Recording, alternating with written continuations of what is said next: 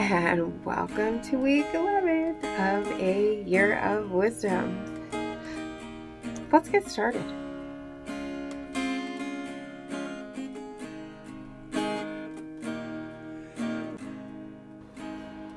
Day 77. Job 23 and 24. Then Job answered and said, "Today also my complaint is bitter. My hand is heavy on account of my groaning. Oh, that I knew where I might find him, that I might come even to his seat.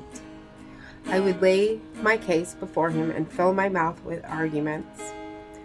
I would know what he would answer me and understand what he would say to me. Would he contend with me in the greatness of his power? No, he would pay attention to me. There an upright man could argue with him, and I would be acquitted forever by my judge. Behold, I go forward, but he is not there, and backward, but I do not perceive him. On the left hand, when he is working, I do not behold him. He turns to the right hand, but I do not see him. But he knows the way that I take. When he has tried me, I shall come out as gold. My foot has held fast to his steps. I have kept his way and have not turned aside. I have not departed from the commandment of his lips. I have treasured the words of his mouth more than my portion of food. But he is unchangeable, and who can turn him back? What he desires, that he does. For he will complete what he appoints for me, and many such things are in his mind. Therefore I am terrified at his presence. When I consider, I'm in dread of him. God has made my heart faint. The Almighty has terrified me. Yet I am not silenced because of the darkness, nor because of thick darkness that covers my face. Why are not times of judgment kept by the Almighty? And why do those who know him never see his days? Some move landmarks, they seize flocks and pasture them. They drive away the donkey of the fatherless. They take the widow's ox for a pledge. They thrust the poor off the road. The poor of the earth all hide themselves. Behold, like wild donkeys in the desert, the poor go out to their toil, seeking game. The wasteland yields food for their children. They gather their fodder in the field, and they glean the vineyard of the wicked man. They lie all night naked without clothing, and have no covering in the cold. They are wet with the rain of the mountains, and cling to the rock for lack of shelter. There are those who snatch the fatherless child from the breast, and they take a pledge against the poor. They go about naked without clothing, hungry. They carry the sheaves.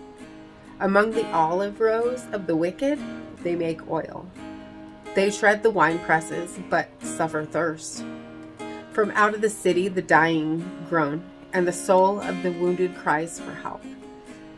Yet God charges no one with wrong. There are those who rebel against the light, who are not acquainted with its ways, and do not stay in its paths.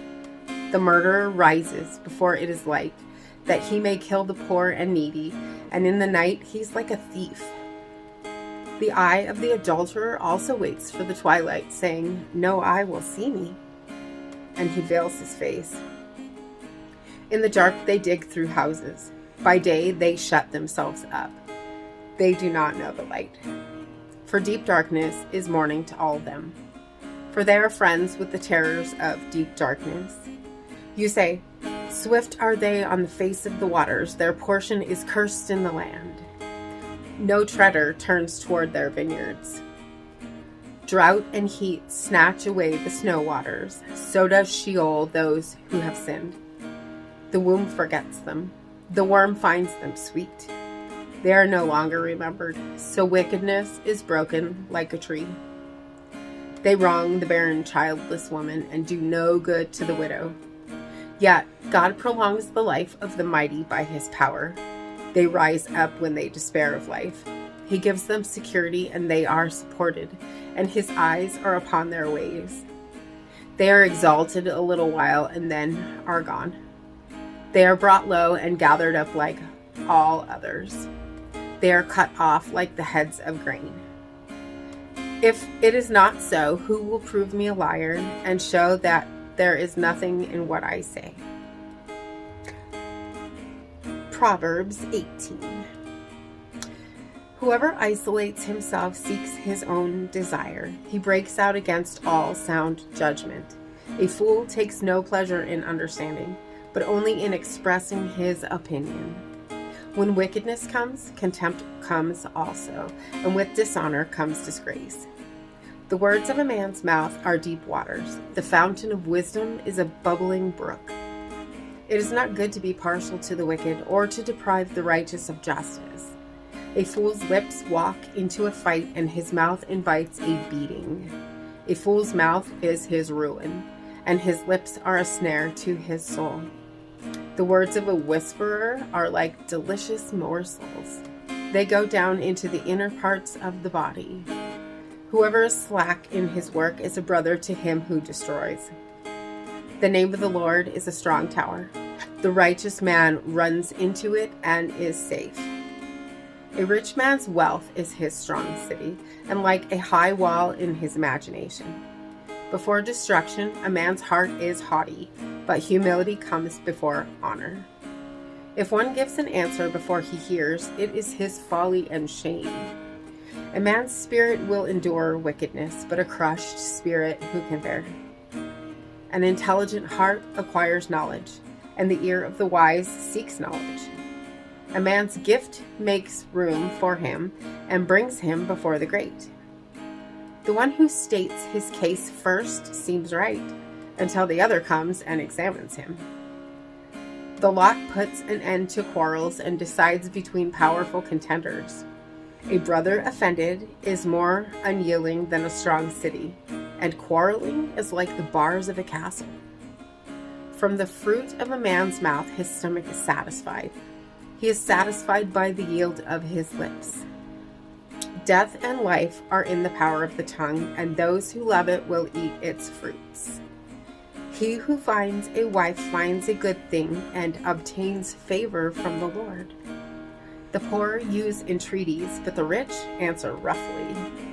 A man of many companions may come to ruin, but there is a friend who sticks closer than a brother.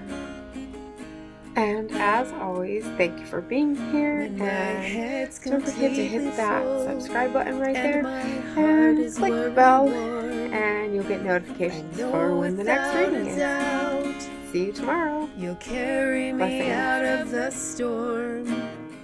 I'm standing at the crossroads. I'm lost without a clue. I need a big pink neon sign to show me what to do.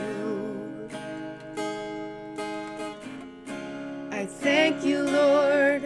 It glorifies you when you're the only answer. I praise you, Lord, for holding what's too much for me. And I'm amazed by you, Lord, because nothing's too big and nothing's too small to lay at your feet. I want to thank you, Lord, for believing in me.